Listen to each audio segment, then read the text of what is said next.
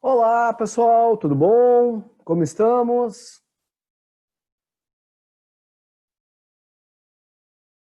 Tudo tranquilo aí? Som bom?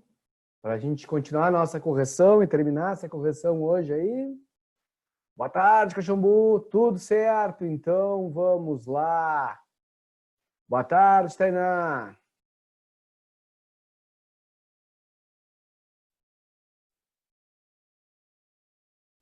Boa tarde, Gianluca. Então vamos lá. Tocar o barco. E eu tenho que começar com vocês com essa questão, a questão 30, tá? Que a questão 30 é sobre regulação osmótica em peixes, tá? Se vocês notarem, o peixe A está perdendo pelo corpo água. Então, pessoal, está acontecendo osmose, ele está perdendo água pelo corpo, né? Então, esse peixe A é um peixe marinho. O peixe B, a água está entrando pelo corpo, está entrando pelas brânquias e tem bastante urina. Então, é um peixe de água doce. Então, A é marinho, B é dulcícola, tá? Então, essa interpretação é importante para entender a questão. E aí nós vamos falar, tá? Das afirmativas. Então tem assim, ó, no peixe A, na afirmativa 1 diz, no peixe A, a eliminação das substâncias de sais pelas brânquias ocorre de forma passiva. Pessoal, olhem aqui, tá? Olha aqui. A água está a excreção de sais. Se é um peixe de água salgada, ele está indo do menos para o mais concentrado. Então, não pode ser passiva, tem que ser ativa. Então, a afirmativa 1 já está errada, o que já eliminaria a letra A, a letra C e a letra E. Tá? A 2, a ingestão de água no peixe repõe a perda de... repõe a água perdida por osmose.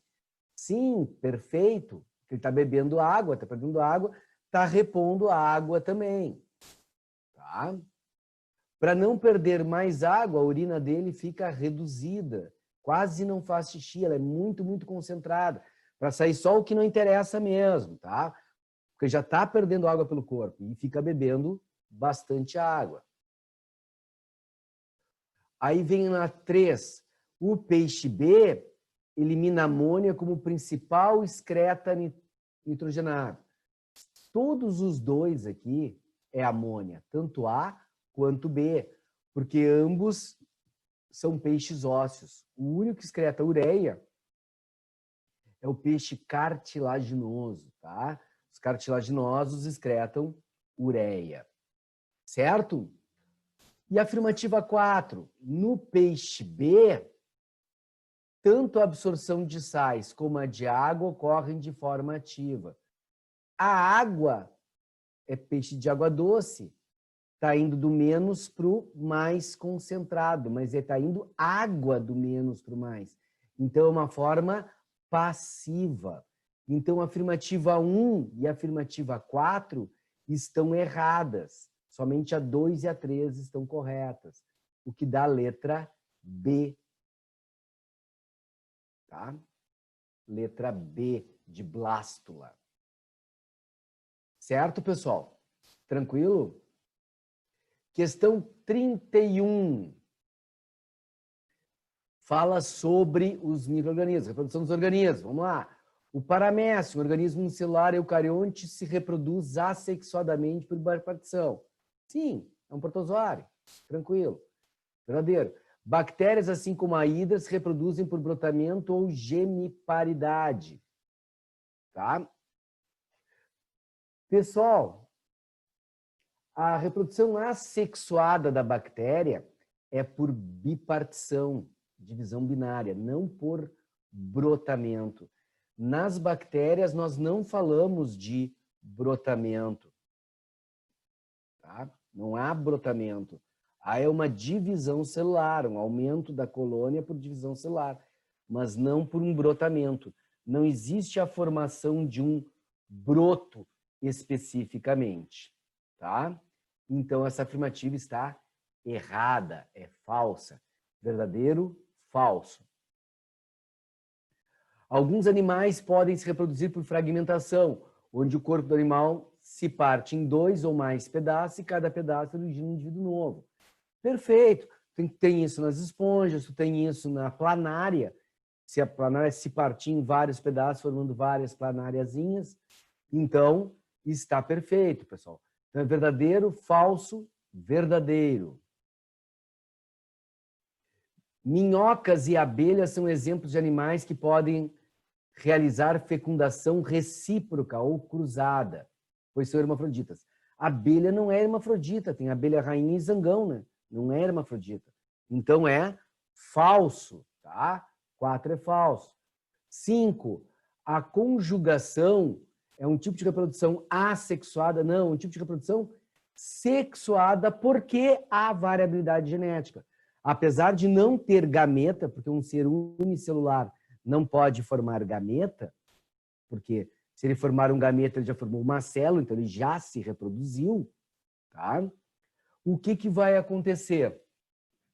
Ele simplesmente tem uma troca de material genético. Por ter essa troca de material genético, da variabilidade genética, ela é considerada como uma sexuada, porque ela dá a variabilidade genética. Ok? Sem problemas, pessoal? Tranquilo? Então, pela sequência, verdadeiro, falso, verdadeiro, falso, falso, isso vai dar a letra D de Dinamarca. Tá? Questão 32. Em uma aula de zoologia, o professor perguntou qual seria a correspondência possível entre órgãos de animais superiores e organelas de protistas.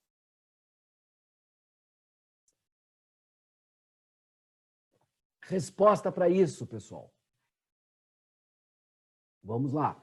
O vacúolo digestivo corresponde ao estômago, o citóstomo à boca e o citopígio o ânus. Perfeito. Isso tu tem num protozoário ciliado, do filo Ciliófora, como, por exemplo, o Paramecium caudatum, tá? Ou o Balantidium coli, onde ele vai ter uma entrada de nutrientes, onde ele tem uma abertura, que é a boca, tem a boca, é o citóstoma, que é referente à boca. Depois tem um canal de entrada, que seria a citofaringe, sendo boca, citóstoma e citofaringe, a gente chama também de sulco oral. Aí ele vai formar um vacúolo digestivo, que é onde os lisossomos se fundem, né, para fazer a digestão. Então, um saco que faz digestão seria o equivalente a um estômago. E o que não for absorvido através das paredes do vacúolo, daquela membrana do vacúolo, vai formar-se um vacúolo residual que vai ser liberado numa situação específica, num ponto específico do protozoário. Que aí, como ele está liberando os dejetos, a gente vai chamar de citopígio, ou seja, está liberando o cocô celular, ou seria algo equivalente ao ânus. Tá? Seria perfeito. Tranquilo, pessoal? Sem problemas? O resto eles estão só invertendo ali em todas as combinações possíveis para gerar novas alternativas, tá? Da mesma coisa. Teria uma segunda organela que tu poderia associar, tá? Associar com um órgão, que é o vacúolo pulsátil ou contrátil. Porque o vacúolo pulsátil ou contrátil, ele pode eliminar dejetos e faz o controle da quantidade de água dos protozoários. Então, ele pode ser comparado com um rim, tá? Sendo comparado com um rim. Tá tudo tranquilo até aí, pessoal? Sem problemas? 33. Considere as seguintes afirmações sobre a arqueia. São organismos que possuem em seu citoplasma organelas envolvidas por membrana? Não, pessoal. tá? A arqueia, ele tem a mesma constituição de uma célula procariótica. Portanto, a única organela possível é o ribossomo. Apresenta um ancestral comum mais recente com a eucária que com o domínio bactéria. Sim, pessoal. Tá? É correto. Aliás, esse foi um dos motivos por terem criado as ideias de domínios, porque as arqueobactérias, apesar de ter constituição celular similar à da bactéria, quem deu origem à arqueia, logo em seguida deu origem aos eucariontes. Elas são evolutivamente mais próximas dos eucariontes do que dos procariontes. Tá? 3. Utilizam quimiossíntese como modo de nutrição. Processo que usa luz. Pessoal, quimiossíntese usa uma reação química. Luz é fotossíntese. Então, a 3 também está errada. Então, está correta apenas a 2. Dando resposta, de novo, letra B de blástula. 34, pessoal. Opa, tem uma pergunta aqui.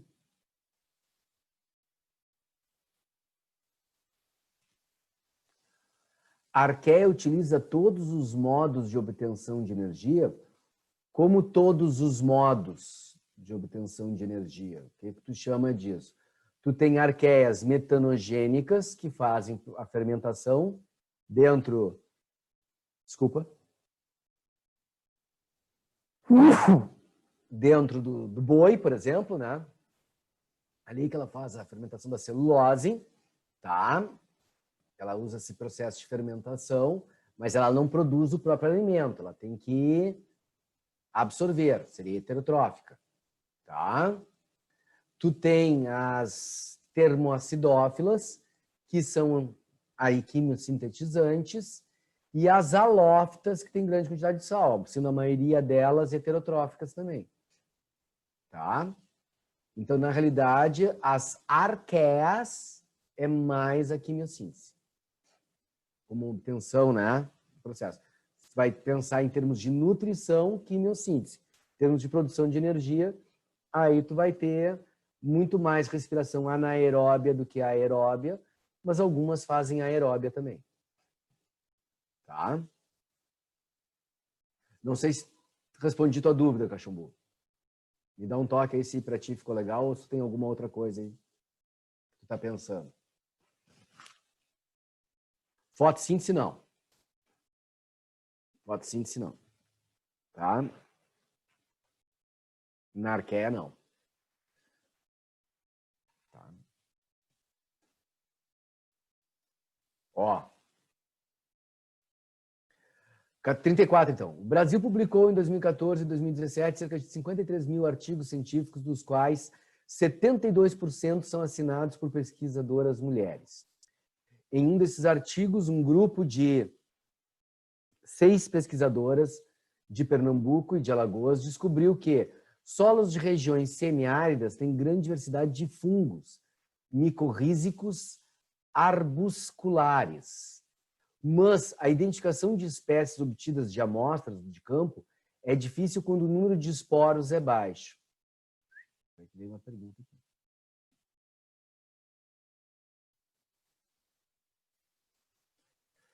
São as algas azuis? Não, algas azuis são cianobactérias, estão dentro do domínio bactéria, não são arqueia. Alga azul não é arqueia, é domínio bactéria. Tá, Cachumbu? Mas procariontes, sim, são todos procariontes.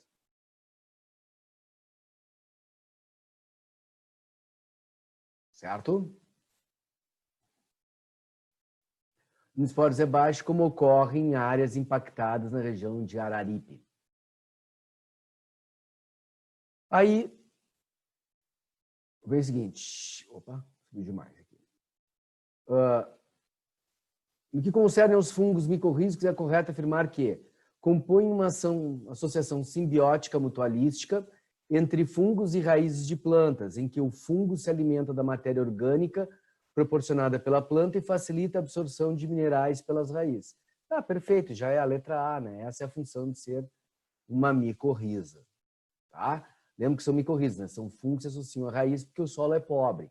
Ele ajuda a planta e a planta ajuda ele, tá? O que está errado na letra B? Vamos ver se são simbiótica mutualística entre fungos e algas, não, né? Vegetais com raízes, né?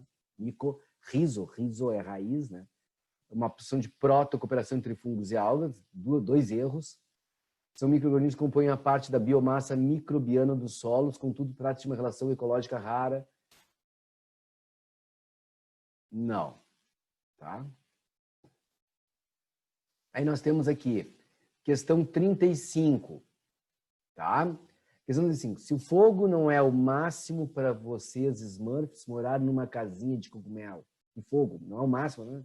Nem tanto, a casa tem maior cheiro de mofo. Tá? Eu que digo. Ser vivo, apresentado como moradia dos Smurfs, tem diferentes espécies. Popularmente conhecido casinha de cogumelo, pode se referir também a espécies conhecidas como orelha de pau, que representa um corpo frutífero, e às vezes em forma de chapéu, apresentando hifas, que são os mofos. Esses seres vivos possuem um sofisticado conjunto de enzimas, muitas vezes de interesse na indústria de biorremediação de solos contaminados e no tratamento de efluentes. Considerando a taxonomia desses seres vivos, verifica-se que eles são considerados... Aí, pessoal, é uma classificação direta, uma questão direta de classificação, tá? Rinite hoje tá milhão. Tá? Direta, que é os basidiomicetos. Tá? O tipo de corpo de frutificação que forma o cogumelo aqui é chamado de basidiocarpo.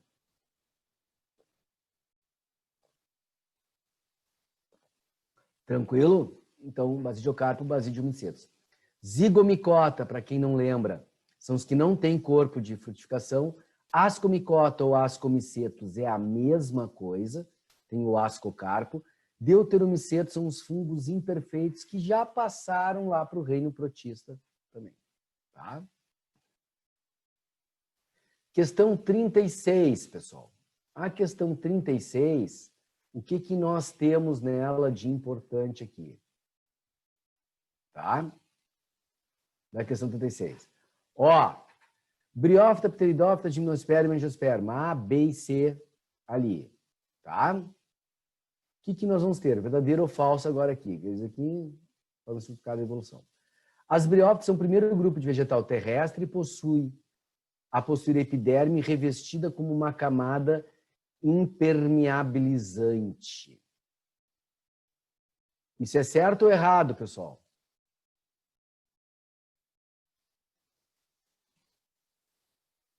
O que vocês acham?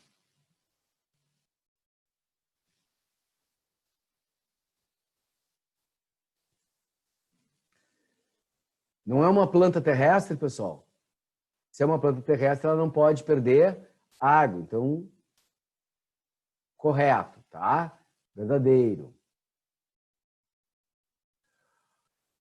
Na evolução apresentada em A, surgem os sistemas condutores de seiva bruta e elaborada. Também é verdadeiro.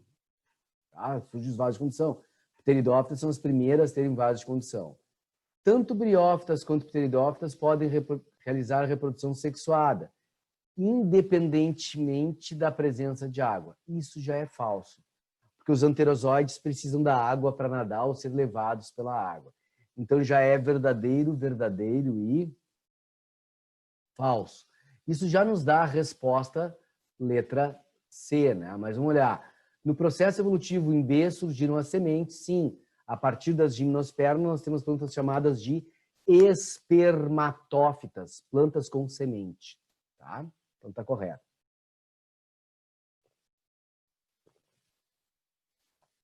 Gimnosperma antigo apresentar sementes, sim, porque foram as primeiras a surgir, tá? No processo evolutivo apresentado em C, que é a última, surgem flores que são polinizadas por insetos, pássaros, sim, que as angiospermas têm ali, tá? Então está tudo perfeitinho. Fechou até aí, pessoal? Algum probleminha nesse processo aí? Não? Então tá bom. Questão 37, pessoal. Questão 37. O que nós temos? Na questão 37, diz ali, uma pesquisa conduzida no campo experimental da Embrapa Agrobiologia comparou o crescimento de eucaliptos em 3 situações distintas. Monocultivo de eucalipto sem uso de adubo nitrogenado, monocultivo de eucalipto com uso de adubo nitrogenado e cultivo de eucalipto em consórcio com leguminosas, acácia, manjum, sem adição de adubo nitrogenado. E50 a 50. Resultados mostrados na evolução durante o parâmetro do eucalipto representados a seguir. Então, ó, monocultivo sem o uso de adubo nitrogenado, E100. Monocultivo com uso de adubo nitrogenado, E100 mais N. E o consórcio de leguminosa, margem, sem adição de adubo nitrogenado, E50 a 50. E aí tu tem o gráfico. O preto E100N, o outro E100 e o outro E50 a 50. Isso aqui é uma interpretação de gráficos, tá, pessoal? Tão somente uma interpretação de gráficos. Certo? Então, assim, o impacto causado pela Acacia magum na plantação de floresta eucalipto é provocado pela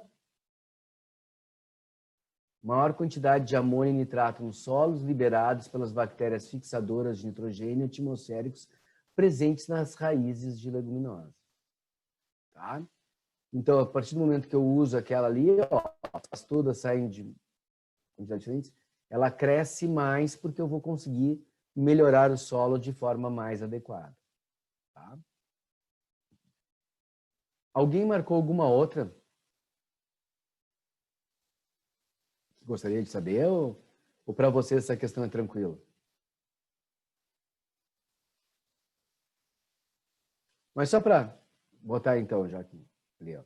Ação de bactérias nitrificantes que transformam a amônia existente no adubo nitrogenado em nitrito que é usado pelas leguminosas. Não, né? Tá? As bactérias nitrificantes formam nitrato, não nitrito. Intensa, forma primeiro nitrito, nitrito, nitrato, mas a nitrificação é formar nitrato. Que nitrato é que a planta absorve. Tá? A intensa devolução de nitrogênio do solo, tá? Para a atmosfera é realizada pelas bactérias desnitrificantes. As bactérias desnitrificantes não devolvem para o solo, elas devolvem para o ar.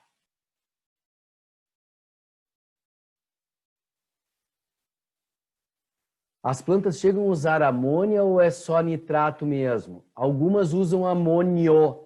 A amônia no solo acaba reagindo com a água e elas podem absorver o amônio, tá? Mas muito mais o nitrato. Muito mais o nitrato. Tá? Mas algumas o amônio pode ser utilizado. Relação harmônica intraespecífica e mutualística entre eucalipto e as leguminosas. Não. Eucalipto e leguminosas não é mutualística. Né? Tá? Porque não é obrigatório a sobrevivência. Né? Tá? Maior quantidade de amônia e nitrato no solo liberados, que é a resposta, né, que eu já tinha falado para vocês. Né? 38. Os organismos deste filo avascular compartilham algumas características com plantas vasculares, tais como camada de células estéreis nas paredes dos gametângios e dos esporângios, retenção do embrião dentro do gametófito feminino, esporófito diploide resultante da fecundação e esporos com esporopolenina. Tá? O enunciado acima descreve o filo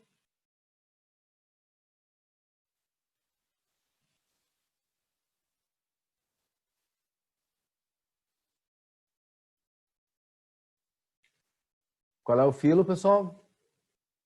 Briófita, né? Planta vascular é briófita, tá? Então, formação das briófitas ali que tu vai ter, tá? Tranquilo? Essa questão aqui, inclusive, a gente poderia classificar ela como um problema, tá?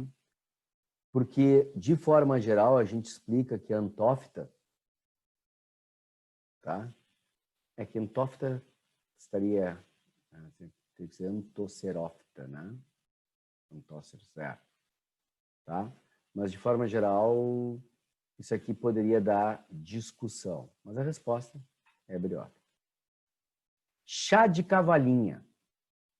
O nome científico Exetum avense é a cavalinha, uma herbácea de rizoma horizontal, de onde saem 2 caules aéreos, os férteis e os estéreis. Ambos chegam, em média, até 30 centímetros de altura, são de cor amarelada, com a base avermelhada, na ponta onde sai a espiga. A cavalinha possui folhas pequenas em formatos de agulha, sendo uma planta que não possui flores nem sementes.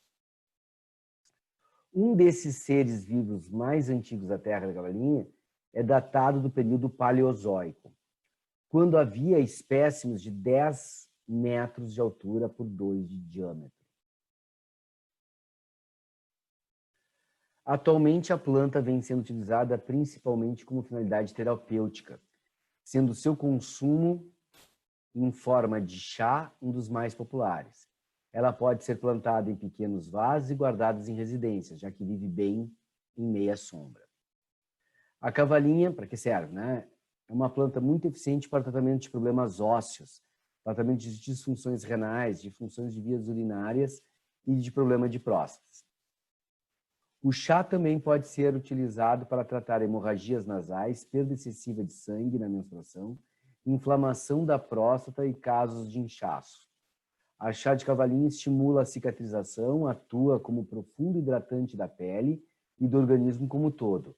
Além disso, ele é muito eficiente na recuperação de ferimentos na pele e tratamento de frieiras, aftas e úlceras.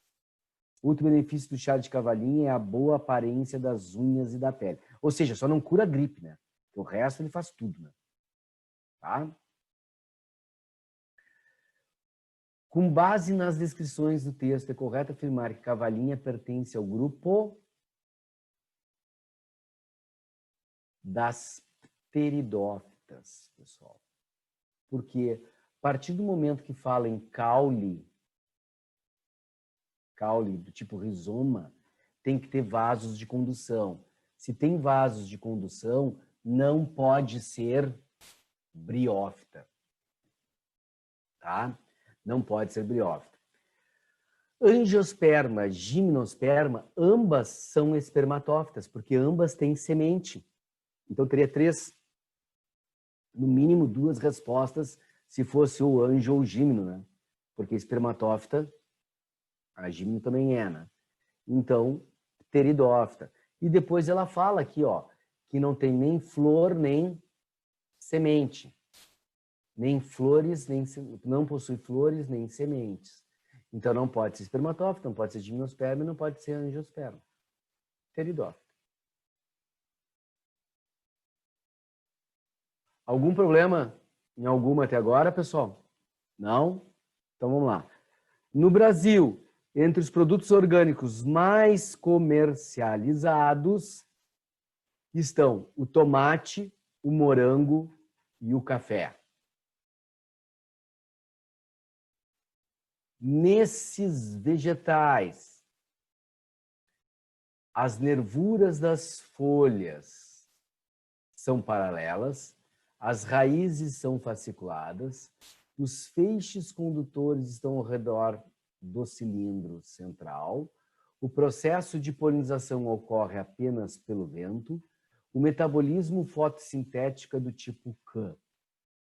Bom, primeira coisa que eu quero saber de vocês. O que vocês marcaram aí?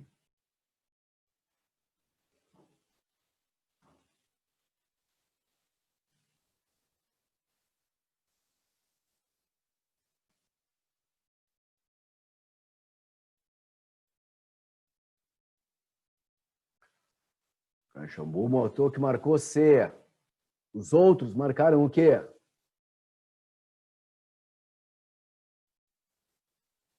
Ok, Caxambu. Os outros marcaram o quê?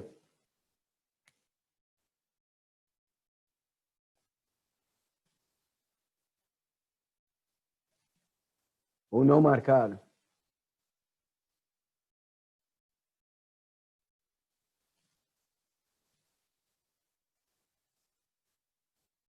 Foi.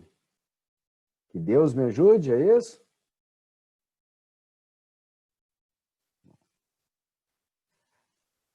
Vamos lá, então. Ó, pessoal.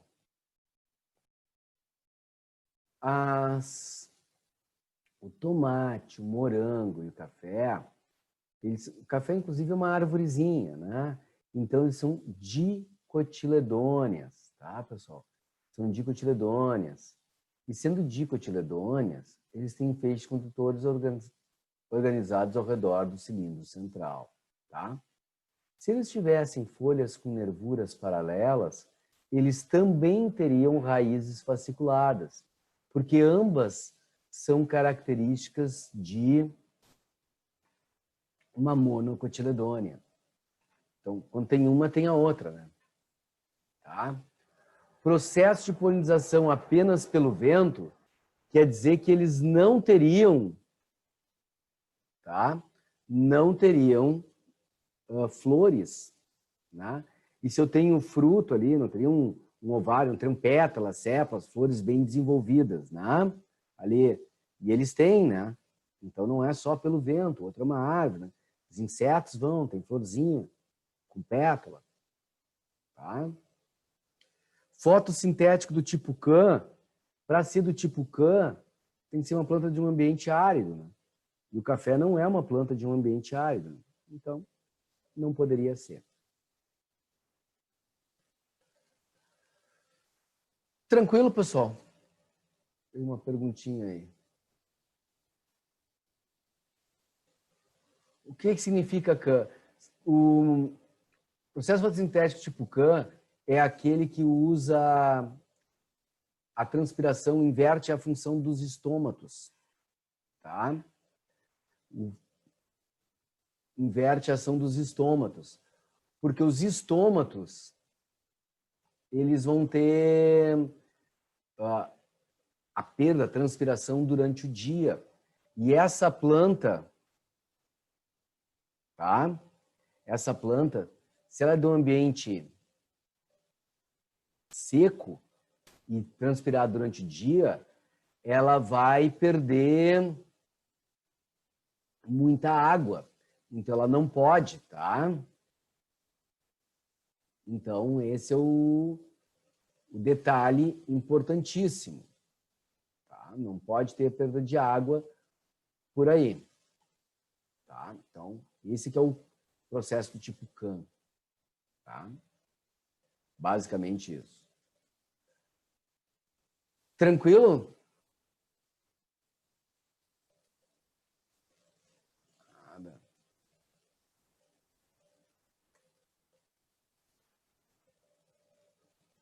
Então, pessoal, vamos lá.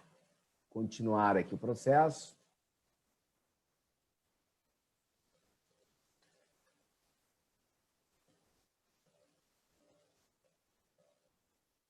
Vamos lá. 41. Ao caminhar pela sua cidade, um estudante de ensino médio observou as seguintes plantas: musgo, samambaia, pinheiro, goiabeira e ipê amarelo. Após analisá-las, fez a afirmação abaixo, assinale a alternativa correta. Apenas uma dessas plantas não apresenta raiz, caule e folhas diferenciadas. Pessoal, essa já é a resposta, né? Porque o musgo, ele não tem raiz, nem caule, nem folha. Ele tem rizoide, cauloide, filoide. Nada é. Então, essa já é a resposta. Lembra que como característica do musgo é ser avascular, criptógama quer dizer, aparelho reprodutor oculto, né? Que ele não possui raiz, caule e folha, tem rizóide, cauloide, filóide. São plantas de sombra e de umidade, ela é umbrófila e higrófila, precisa da umidade, tá? Não tem semente, não tem flor, né? Não tem vaso de condução, não tem nada, tá? E a reprodução é por metagênese, onde o gametófito é a fase predominante. Essas seriam as características básicas de um musgo. A samambaia, ela já tem vaso de condução, ela é cormófita, então ela tem raiz, caule e folha. Ela é de ambiente úmido, não precisa ser sombrio, mas é de ambiente úmido. Espera aí que veio uma pergunta aqui.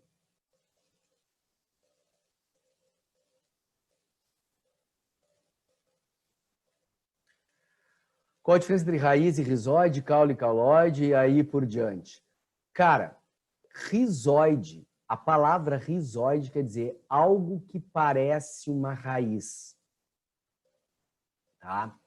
Então, ele terá a função de fixação, ele terá a função de uma absorção, porém, ele não terá as estruturas básicas de uma raiz. Ele não vai ter tecidos de condução, ele não vai ter os tecidos propriamente ditos formados pela raiz, o periciclo, o câmbio, o filogênio, todas aquelas estruturas, ele não tem da mesma forma direcionada, tá? Então, não é uma raiz verdadeira, tá? Então, aquelas coisas que tu diz assim, ó, tem uma coifa, tem pelos, tem...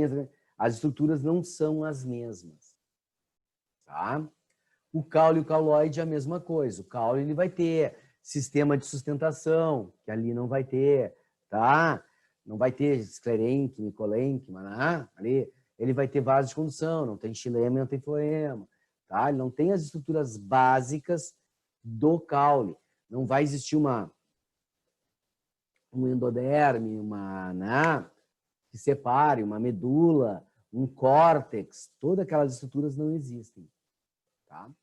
Então, sempre tu usar a estrutura padrão, ter uma base. Pode ter pequena diferença, mas tem ali. Mas quando não tem boa parte das estruturas, não é considerado uma estrutura verdadeira. Por isso, cauloide, filóide, tudo é semelhante a, cumpre funções de, mas não tem as estruturas. Tá? Tudo bem, pessoal? A letra B está errada por quê? Apenas duas das plantas não apresentam tecidos condutores de seiva. Não, é só uma. Todas as outras têm tecido condutor. A letra C diz, duas das plantas apresentam sementes. Não, são três. Pinheiro, goiabeira e ipê amarelo. Apenas duas plantas apresentam processo de polinização. Não são três. Pinheiro, goiabeira e ipê amarelo. Todas as três têm polinização. Só não tem polinização. Só que pinheiro é só pelo vento. Essa é a diferença. Tá? Apenas uma dessas plantas apresenta fruto. Não. Ipê amarelo e goiabeira. Os dois têm fruto. Só que a goiabeira é comestível e do ipê amarelo a gente não come. Ali. Ok? Para a gente ver o que está certo e está errado em cada uma delas. Fechou, pessoal? Sem problemas.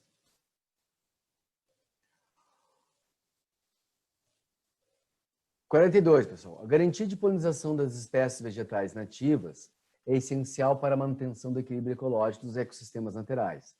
Uma vez que a partir da polinização as sementes se desenvolvem nas estruturas reprodutivas dos vegetais, tá? A gimnosperma, araucária angustifolia é bastante abundante nos ecossistemas da região da Serra da Mantiqueira e a sua reprodução ocorre em função do transporte de grãos de pólen entre estróbilos masculinos e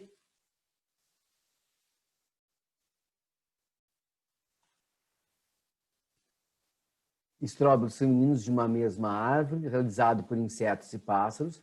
Poderia ser estróbilos femininos de uma mesma árvore, mas não seria realizado por insetos e por pássaros. Tá? Estróbilos de uma árvore, estróbilos femininos de outra árvore, realizado pelo vento, ok. Estróbilos femininos hermafroditas, se hermafrodita não é feminina, tem os dois sexos. E não seria por insetos. O outro também não seria por insetos, não seria por morcegos nem pássaros, e não seria hermafrodita. Femininos hermafroditas de árvores diferentes, realizado pelo vento e pelos animais. Não seria pelos animais, e se fosse feminino, não era hermafrodita. Tá? Tranquilo? O estróbilo, ele é unissexuado.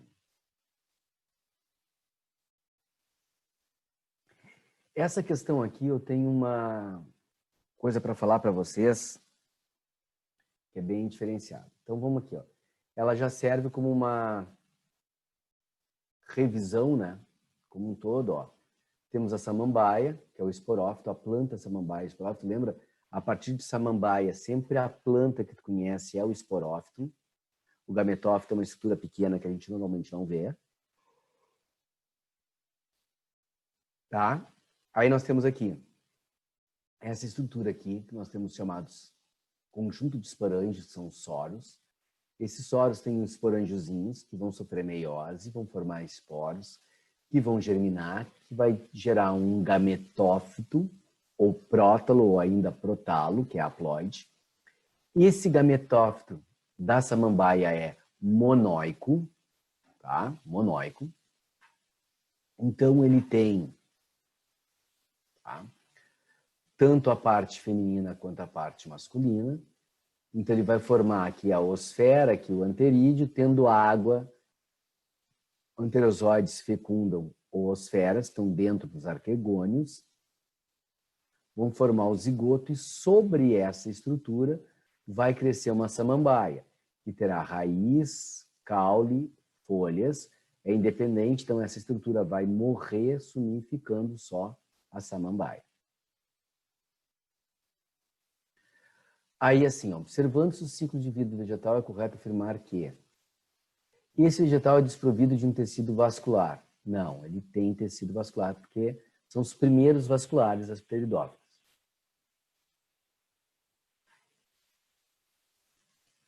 A germinação que precede a formação do gametófito ocorre por mitoses sucessivas. Quando o esporo germina, um esporopode, ele vai formando mitose, mitose, mitose, mitose, mitose. Tá? Então, a resposta é a letra B, Brasil. Tá? O esporófito é monóico e pode, por meiose, gerar células gaméticas. Se ele é esporófito, tá, pessoal? Ele gera esporos, não gametas. Quem gera o gameta é o gametófito. Tá? O gabarito oficial dessa questão é letra C. Letra C, Canadá. Quem fez esse gabarito, quem fez essa questão, pensou em botar a meiose nos esporófitos, mas errou aqui, né? Tinham que ser esporos, né, ali. E a pessoa que pensou nessa questão deve ter pensado em botar meioses sucessivas, mas escreveu mitose. Então, a questão ficou com um gabarito invertido do que eu pretendia originalmente, tá? Mas o gabarito oficial foi C, depois, claro, ele teve recurso, né, sobre essa questão e a resposta ficou a letra B, Brasil. Tá? O que a D está errada?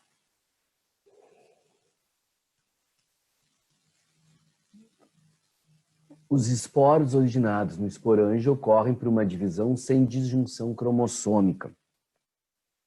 Se isso aconteceu, pessoal, vai gerar uma poliploidia, um processo de mutação.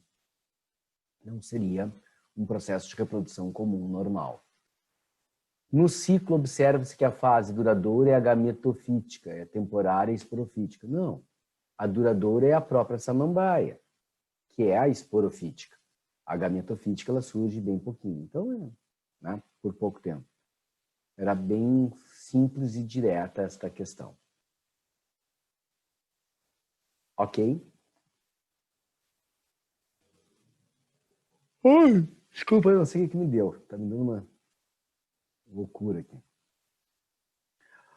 44. Flores desprovidas de pétalas coloridas, sem nectários, com grande produção de grão de pólen, os quais são pequenos e leves, caracterizam plantas com polinização do tipo... O que vocês marcaram aqui, pessoal? Enquanto vocês me respondem aqui, eu ajeito meu sentante aqui, que está horrível. O que vocês marcaram aí?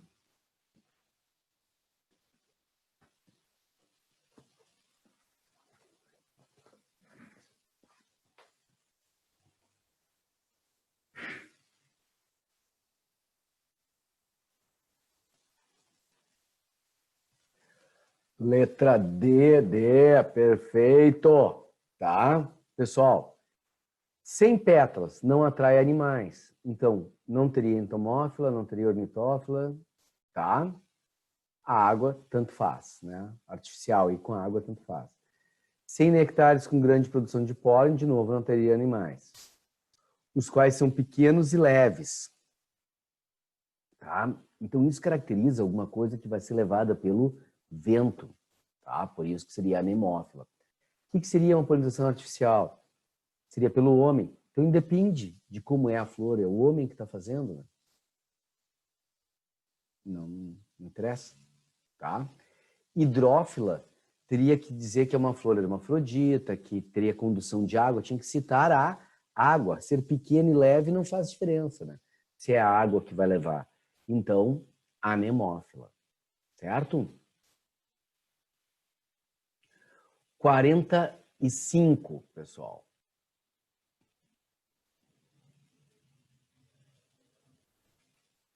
Entomófila o que mesmo, senhor? Bárbara, é polinização por insetos. Entomon é insetos. Entomologia, estudo dos insetos.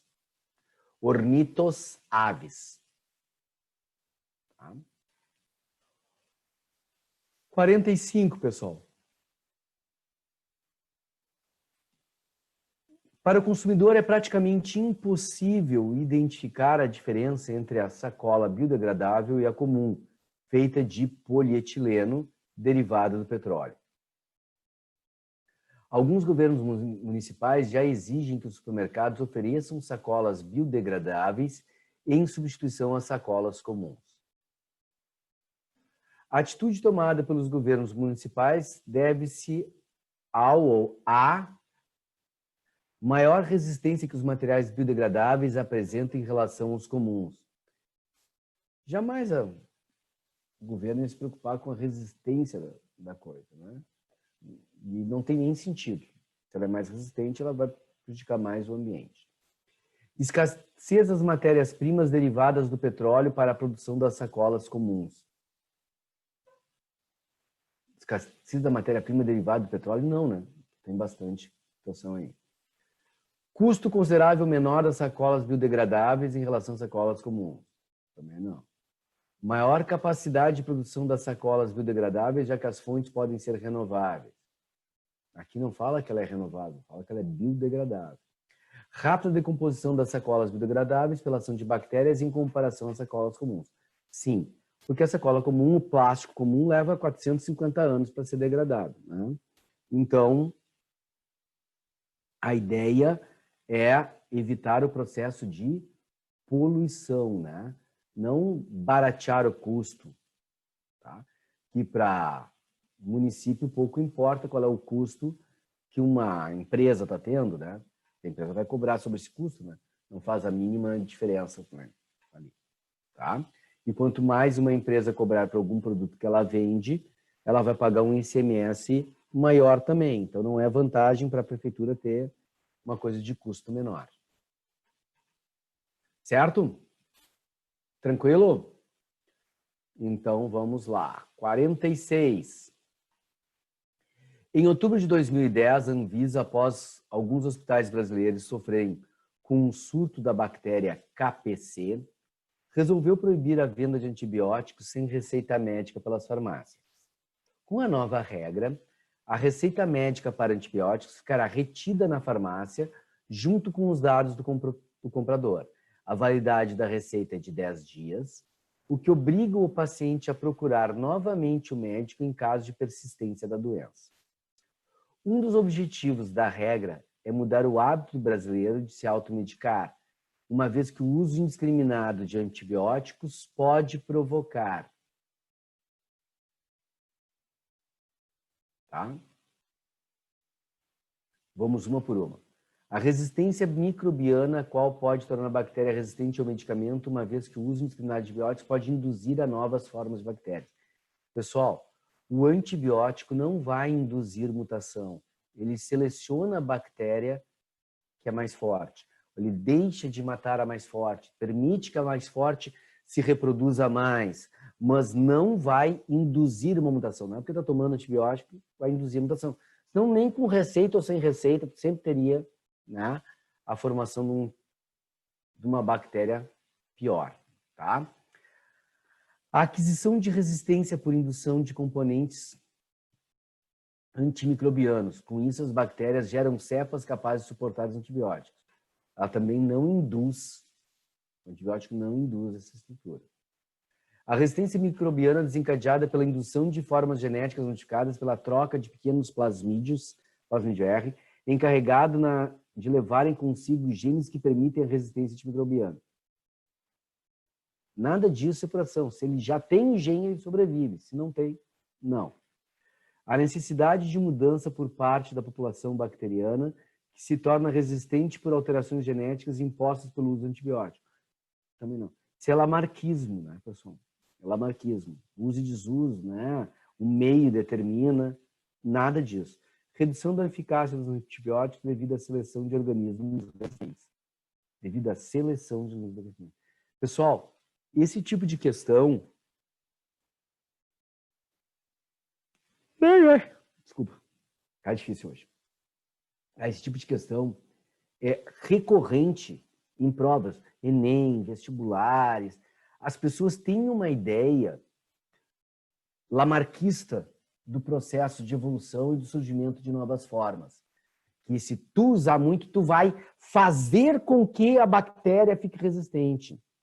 Se o meio provocasse a modificação de um indivíduo, nenhuma espécie deixaria de existir, porque o meio provocaria a modificação do indivíduo. O indivíduo iria sobreviver àquele meio, ia induzir mutações para sobreviver. Os indivíduos desaparecem por quê? Porque nada induz a mutação. Não, vamos trocar a minha frase para não dar problema. Nada induz uma mutação específica. Pode até um elemento ser mutagênico, né? E poder acontecer mutações. Só que essas mutações seriam aleatórias e não para um determinado fim. Tá? É sempre selecionar aquilo que já existe. Isso é recorrente, pessoal. É volta e meia. E volta e meia eu vejo os alunos querendo marcar isso. Ah, porque faz com que tenha. A questão popular, ela se sobressai muitas vezes sobre o fato científico que já foi comprovado. As pessoas continuam se agarrando às suas crenças populares, né? Tipo, manga com leite faz mal, né? Misturar bebida fermentada com destilada faz mal, tá? Esse é um detalhe. Tranquilo? A figura abaixo apresenta uma classificação dos seres vivos baseado na fonte primária de energia. Todos os seres vivos, quimiotróficos, fototróficos, heterotrófico, litotrófico, respiração anaeróbia, respiração aeróbia. Bactérias são encontradas aonde, pessoal? Existe bactéria que tem respiração anaeróbia? Sim. Existe bactéria com respiração aeróbia? Sim. Existe litotrófica? Sim. Qual é a resposta da 46 mesmo? Equador. Equador. Tá? 47, então, também é Equador. Bactéria está presente em todas as situações. Foi? Sem problemas? Ótimo.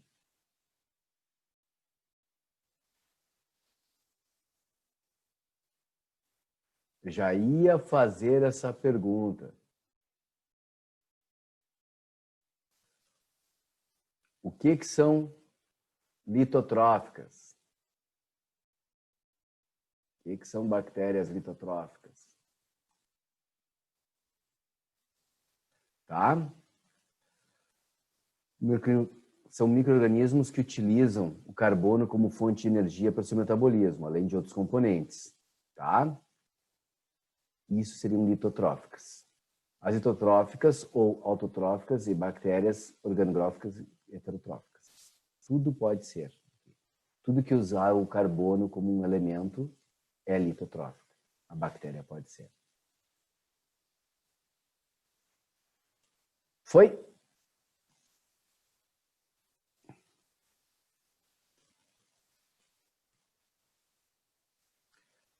(48). Ó, para quem duvidou que a gente ia acabar de corrigir todas, né? Tamo aí, corrigindo todas, ainda vai sobrar tempo. Vou fazer mais uma revisão com vocês. 48. Considere as afirmações em relação às traqueófitas. Traqueófitas são todas as plantas que têm vasos de condução. Tá? São traqueófitas. Tem vasos de condução de ceifa, são traqueófitas. São representados como grupos como as hepáticas e os musgos, que geralmente crescem em lugares úmidos. Não. Se é traqueófita, tem que ter vasos de condução, tem que ter xilema e floema. Lembrando que xilema conduz seiva bruta, que é água e sais minerais, tá? O xilema é feito de tecido morto, porque ele tem lignina, impregnações com lignina. A condução da seiva é feita pela teoria de Dickson, que existe uma pressão positiva da água tentando entrar nas raízes e a sucção, que é uma pressão negativa criada pela transpiração das folhas. E em função do processo de capilaridade e das funções de coesão e adesão das moléculas, elas vão sendo conduzidas até lá em cima. Tá? Então, temos uma situação diferenciada. Ok? Então, afirmativa 1, errada. Afirmativa 2, apresentam células condutoras especializadas, denominadas traqueídeos e tubos crivados. Isso pode apresentar ou pode não apresentar, porque traqueófitas podem ter traqueias e não traqueídeos. Nem todas têm traqueídeos. Tá?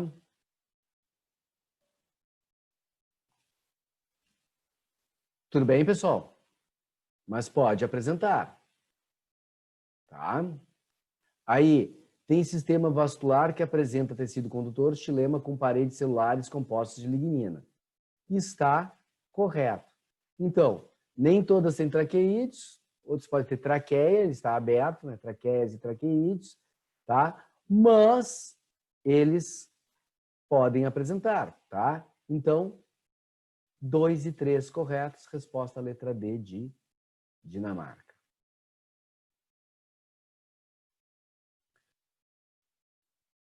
Certo? Dúvidas? Nas espermatófitas e semente, nas espermatófitas, a semente corresponde ao óvulo fecundada e desenvolvida após a fecundação. Qualquer semente, ao germinar, dará origem a uma nova planta, que, na idade adulta, sempre produzirá novas sementes, não necessariamente flores e frutos. Tá, pessoal? Lembra que uma gimnosperma forma o pinhão, que é uma semente, que ela provém da fecundação, tá?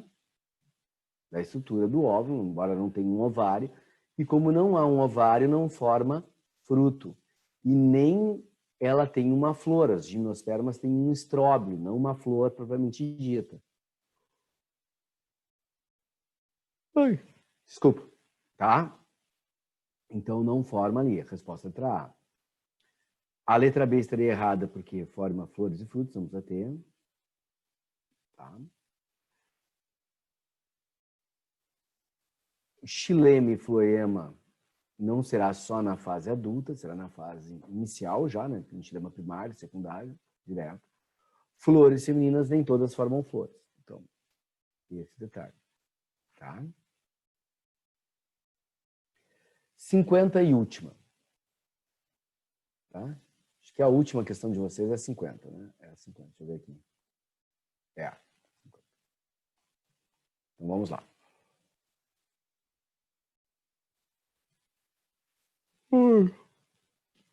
Tá difícil, pessoal. Me desculpa, mas tá difícil. Não consigo parar de bocejar. Identificados os genes que podem salvar a araucária do risco de extinção. Formação embrionária do pinhão, semente do pinheiro brasileiro, é o alvo de abordagem molecular inédita capaz de auxiliar na preservação da espécie. Pesquisadores da Universidade de São Paulo identificaram 24.191 genes ligados à formação do embrião da araucária, Araucaria angustifolia. A árvore nativa do Brasil, também chamada de pinheiro brasileiro, o nome antigo era pinheiro do Paraná, tá? Agora estão chamando de pinheiro brasileiro, porque todo mundo quer reivindicar a sua origem, a sua presença, tá? E da semente do pinhão. A descoberta poderá auxiliar no estabelecimento de um sistema para prorrogação in vitro da espécie, que está sob risco crítico de extinção, de acordo com a União Internacional para a Conservação da Natureza, UCSIM, né?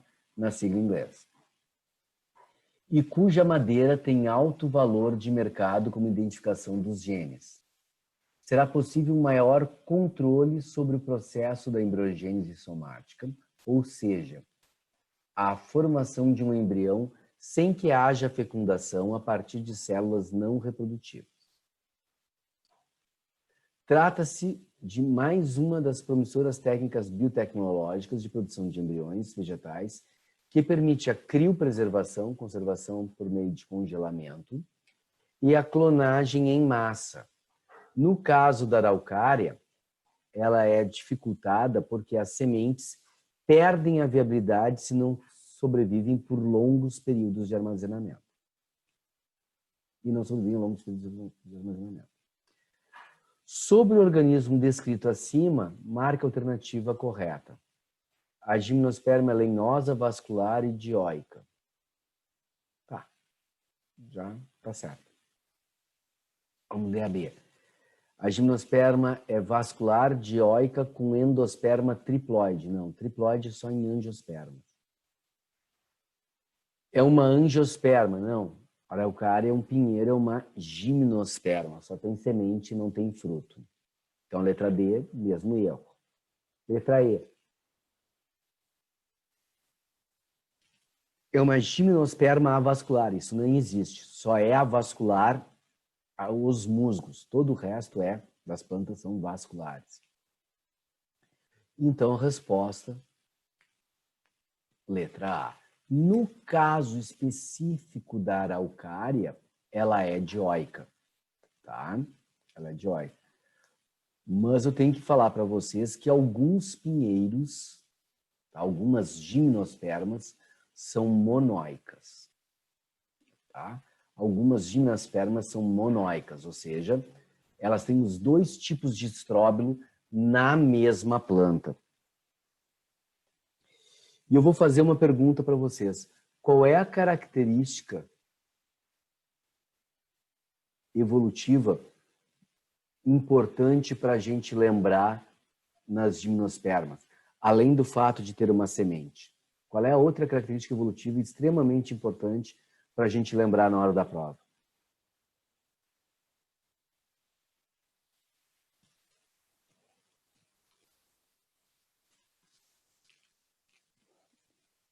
Pólen? Pólen mas é derivada do pólen. Um ponto importante. Derivada do pólen, do grão de pólen, na realidade.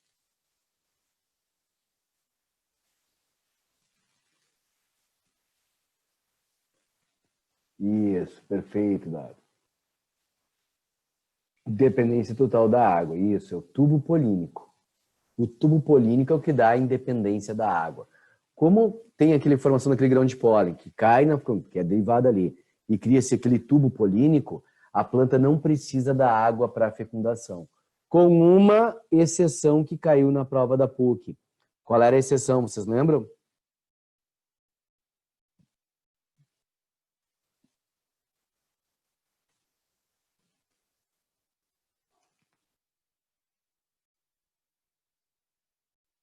Deixa eu ver aqui.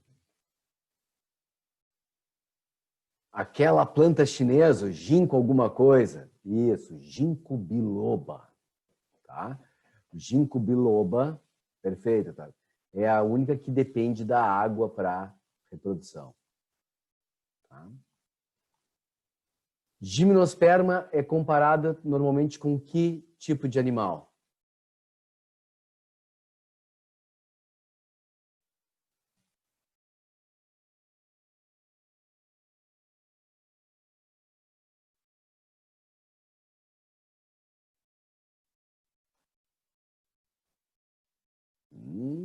Ó, apareceu agora.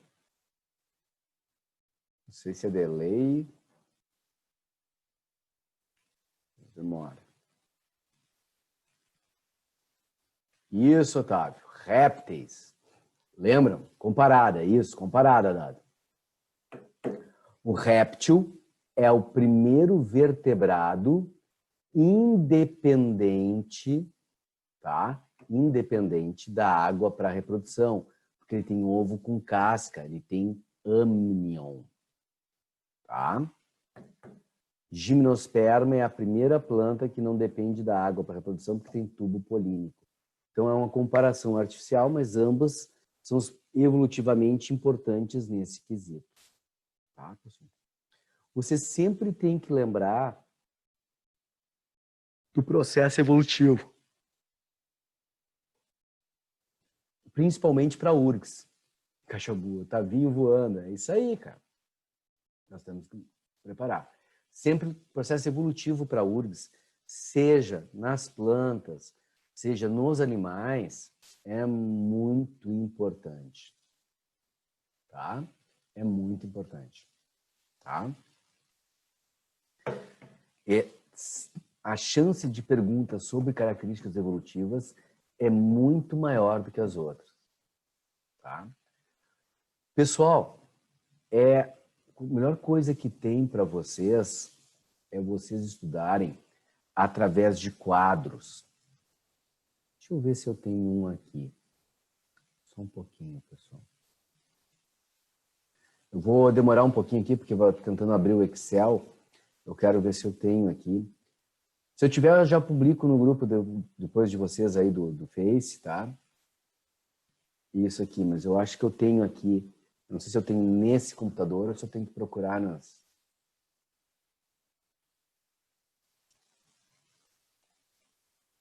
No...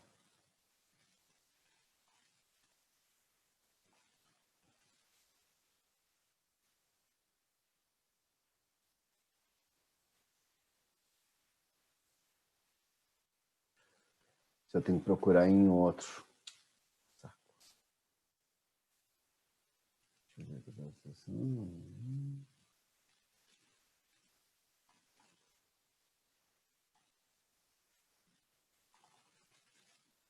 Acho que vou ter que procurar no...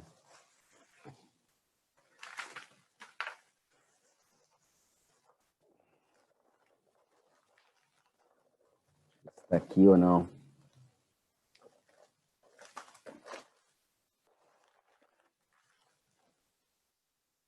Não está aqui.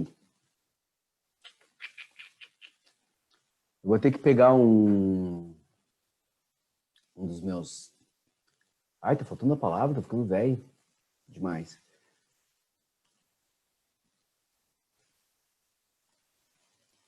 HD externo. Veio a palavra. HD externo para procurar o que eu quero para vocês, que é uma tabela de Zou. Esse no Dropbox eu não tenho. Se tiver um Dropbox, eu já coloco aqui para vocês, que é bem legal da gente olhar e ver como é que é. Pessoal, vou fazer mais fácil. Me dê um minutinho só que eu vou buscar o meu HD externo aqui, tá? Eu vejo para vocês direitinho. SSD não, é HD externo mesmo, tá? Só um pouquinho. Eu vou ver rapidinho, só um pouquinho.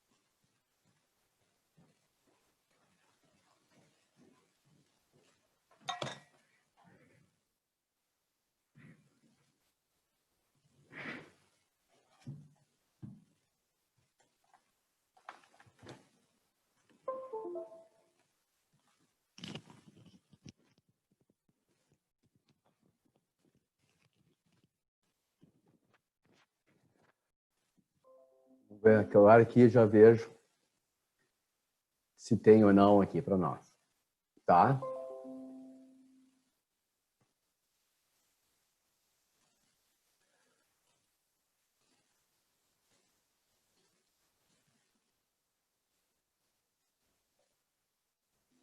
Uhul, tá aqui.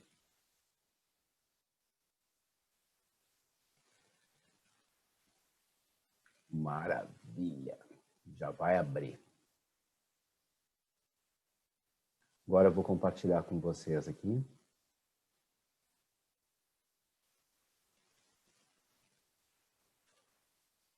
Ó, pessoal, isso aqui que eu estou falando, vocês estão enxergando? Então, né? Tá bom. Isso é o tipo de coisa que eu gosto de fazer para as pessoas estudarem e eu vou publicar no grupo de vocês depois, tá? Que é assim, ó.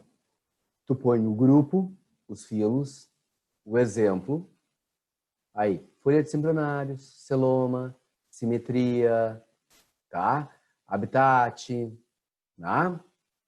E as características. Então, tu consegue comparar as coisas, tá? Comparar as coisas. E tu consegue colocando o que é evolutivo e tu sabe que dali para diante tem que ser daquela forma. Então, por exemplo, a digestão. No porífero é com a nossa digestão. Já no celenterado tem a cavidade gastrovascular.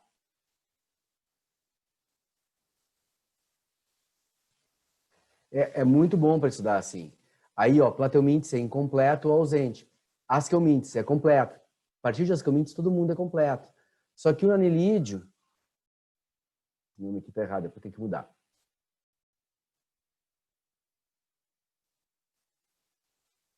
Já põe aqui, pronto. Tá? Bom. Ó, o anelídeo tem tiflossole. O molusco tem rádula, diferente. Aqui, ó, nos aracnídeos, a aranha tem quelícera. Na lacraia, forcípulo, o resto do aparelho bucal não interessa, tá? A respiração de todos, tu consegue fazer, ó, uma comparação com todos que tem aqui. E eu ponho como último aqui, ó, outras que são aquelas características que ou definem o grupo ou são específicas que tu tem que saber. Por exemplo, nos anelídeos, as minhocas têm um clitelo e a metamerização homômera. o corpo dividido em anéis iguais.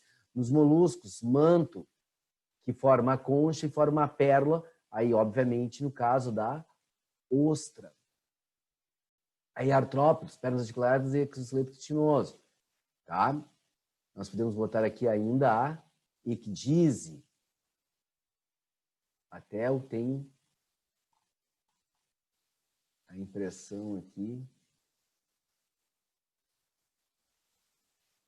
que devia ter aqui, não tá dando na coisa aqui, tá? Ah, viu? Eu sabia que tinha alguma coisa errada aqui. Tá? Ecdise, hexápodes, então tu tem a estrutura toda, aqui espiráculo, linha lateral, ampola de Lorenzini, tu vai ter as características que são importantes, tá? Então isso é importante para estudar. E já que a gente já está com isso aqui aberto, vou dar uma revisada aqui com vocês, para vocês lembrarem. Espícula é a estrutura de sustentação dos poríferos e a amebócito é aquela célula em forma de ameba que distribui o oxigênio. É uma das coisas que a gente tem que saber, além do coanócito, tá? Quinidoblasto, se vocês não lembram, é a célula que tem um líquido urticante, que dá a queimadura da mãe d'água, tá? Que tem nos corais, tem anêmona. Todo quinidário, todo cilindrado tem isso. Eu até vou dar uma modificada nessa tabelinha aqui para botar bem completinha para vocês ali, não ter problema nenhum. Os plateumintes é mais as coisas normais de saber. O mais importante aqui é a célula flama. Eu vou modificar, vou botar em negrito, que quer ressaltar algumas coisas em negrito para vocês, para ficar melhor para vocês saberem, tá? Asqueumintes, que é o tubo completo, que é pseudocelomado. Clitelo, metabolização homômera, acabei de falar. O manto eu falei também. Ó, artrópodes como um todo. Pernas articuladas, exoesqueleto quitinoso e equidise. Os insetos têm 6 patas, díceros. Dícero quer dizer o quê? 2 antenas. Cabeça, tórax e abdômen. Aracnídeos são octópodes, 8 patas, cefalotórax e abdômen. Crustáceos, decápodes, 10 patas. Maioria, não todos. Tetráceros, 4 antenas. Cefalotórax e abdômen. Quilópodes, 1 par de pernas com somito, por anel do corpo. Diplópodes, 2 pares por cada anel. Tá? Equinoderma, sistema ambulacral, que é o sistema de canais que circula a água. Tá? Circula a água. Tranquilo? Sem problemas. E endoesqueleto calcário. Tem um esqueleto interno feito de carbonato de cálcio. Tá? Esqueleto interno feito de carbonato de cálcio. Foi? Ótimo. Tá? Pessoal, o que mais? Ó, peixes, o tubarão, o espiráculo, aquela abertura atrás do olho, que alguns têm, e as raias, a maior parte das raias tem, para ser mais uma entrada de água para auxiliar no processo da respiração. Linha lateral, aquele cordão nervoso, isso tem tanto no tubarão quanto no peixe ósseo, isso que eu botei aqui no peixe ósseo também, no pampa, na pampinha, né? Ali, tá? O pampo, seria melhor, né? Pampo, tá? Linha lateral, que é aquele cordão nervoso que identifica um mecanorreceptor, todas as ondulações da água percebidas ali, corrente, força da corrente, direção, animal se deslocando, animal não se deslocando, né? Indo na direção dele ou fugindo dele, tudo é percebido pela linha lateral. Ampolas de Lorenzini, fica no nariz do tubarão e da raia até a altura dos olhos, detecta um campo elétrico. E hoje em dia se fala também em campo magnético. Boa parte dos tubarões, a migração é feita pelas linhas magnéticas da Terra. Tá? O pampa, o peixe ósseo, ele tem bexiga natatória, aquele saquinho para dar flutuabilidade. Tá? No anfíbio, glândula paratóidea em sapos e pererecas, aquela glândula de veneno, tá? Uma glândula de veneno que faz com que os sapos né, possam, né, se proteger. Não tem como inocular o veneno. Aí uma outra coisa para a gente lembrar. Vocês lembram da diferença, né? Tem indivíduos venenosos e peçonhentos. Venenoso, ele tem o veneno, mas tu tem que entrar em contato com o veneno. Tu tem que pegar o bicho, ou tu tem que comer o bicho para o veneno fazer efeito em ti.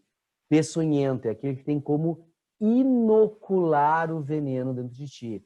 Então, uma aranha tem a quelícera, o escorpião tem o aguilhão no final do rabo, a cobra tem os dentes, a lacraia tem as forcípulas. Então, tem como inocular o veneno dentro da gente. Então, eles são peçonhentos. Tá? Répteis, o âmnion, que dá o surgimento do ovo com casca, que eu acabei de falar para vocês, na comparação com gimnospermas.